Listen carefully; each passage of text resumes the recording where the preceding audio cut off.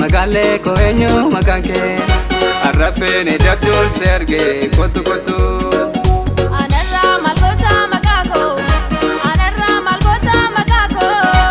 Iti gafatu warako benu benu Magale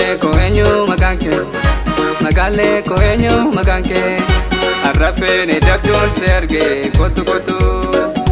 Anarra malgota makako Anarra malgota makako Iti gafatu warako benu benu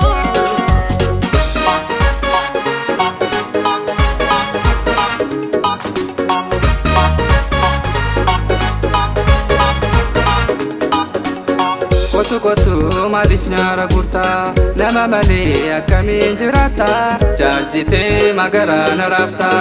Amalasi wajini jataka Binde kamu yo wargani wariko Sinjalata sinjipeti miti Waragaba obi muntu miti Amalasi wajini jataka Binde kamu yo wargani wariko Sinjalata sinjipeti miti Waragaba obi muntu miti Jamiko bodose baredu jakula ayoke fapoketu nyarana tegura silale nakate sipura Adadan gafadu jasmai tergiti Nada biti fumiti Jamiko bodose baredu jakula ayoke fapoketu nyarana tegura silale nakate sipura Adadan gafadu jasmai tergiti Nada biti fumiti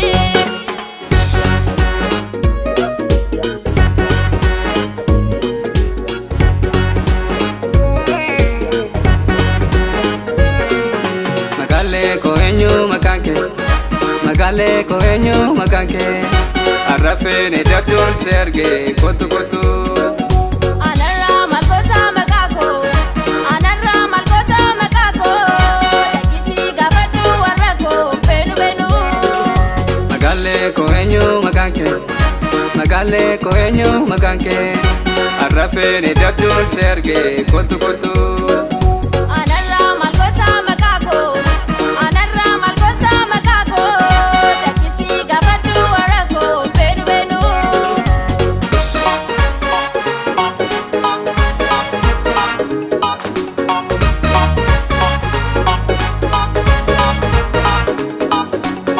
Jalala mi lago sakate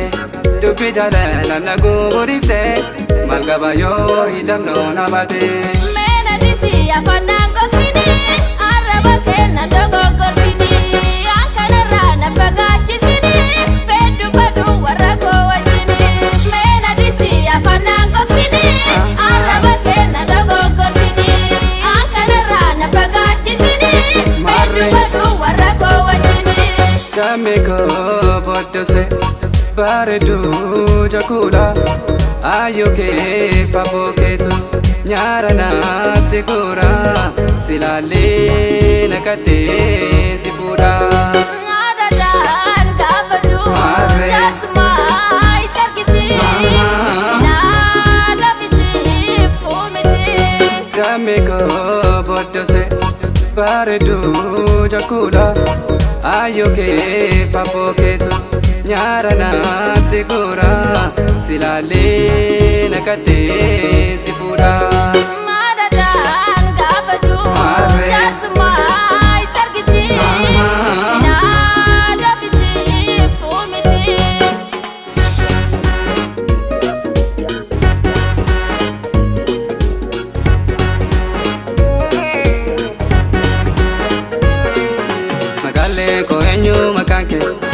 Magale ko enyo makanke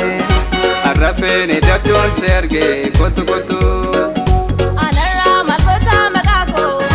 anarra malgoota maqaako dhaggiti gaafadhu warra koo beenu beenu. Magaalee koo eenyu maqaan kee magaalee koo eenyu maqaan kee arrafeni dabdoon si arge kottu kottu. Anarra malgoota maqaako anarra malgoota maqaako dhaggiti gaafadhu warra koo beenu beenu.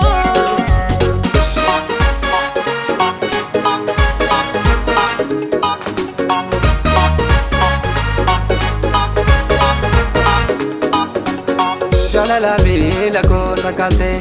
dubbii jaalala na guudiifte maal qaba yoo hidhamnoon habaate.